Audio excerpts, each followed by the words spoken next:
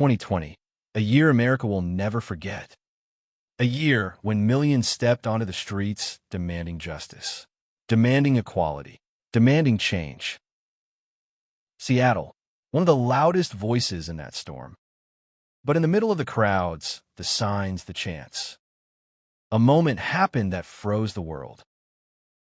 A moment involving a police officer, a can of pepper spray, and a little boy who had no idea what was coming. After the death of George Floyd, protests erupted in every corner of America, from New York to Los Angeles, from Chicago to Atlanta, and Seattle became one of the centers of the nationwide cry for justice. People marched day and night. Families came. Children came. Ordinary people united by one message. Black Lives Matter. Among them, a father and his young son. They weren't there to fight. They weren't there to cause chaos. They came because they believed their voice mattered, that their presence mattered. It began like any other protest day. Crowds gathered in downtown Seattle, chanting for justice. The police formed barricades. Everyone felt the tension in the air. Every step, every shout, felt like a spark waiting to ignite the whole city.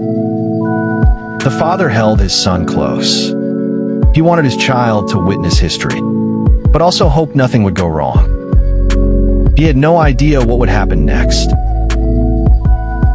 As the crowd grew louder, officers moved forward. One officer, a police sergeant, approached a group of protesters. One man in the crowd was arguing with officers. Voices clashed. Tension reached its peak. The sergeant lifted his hand. In that hand, a can of pepper spray. People shouted, "Back up! Back up!" But not everyone heard. And among all that noise stood the child. And then it happened. In a single second. With one press of the trigger, a stream of chemical spray burst forward. It didn't just hit the intended man. It hit the little boy full in the face. The child screamed in agony. He grabbed his eyes. He fell onto his father. The father panicked, shouting for help. The crowd changed instantly. Protesters rushed toward the boy. A stranger poured milk on his burning face. People were crying. People were shouting. People were furious. This wasn't supposed to happen. Within minutes, the video spread across social media. Twitter exploded. Facebook lit up. News outlets rushed to cover the story. Millions watched a small boy crying in pain. Millions asked the same question. How could this happen? It didn't matter if it was intentional or not. People were angry because a child paid the price. After days of outrage, Seattle's Office of Police Accountability launched a formal investigation. They reviewed body cam footage, interviewed witnesses, analyzed every angle. Their conclusion shocked many. They claimed the officers did not intentionally target the child. They called it accidental exposure, collateral damage from crowd control. But for many citizens, the explanation wasn't enough.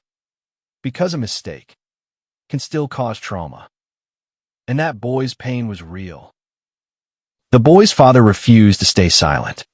He filed a federal lawsuit against the city and the police department.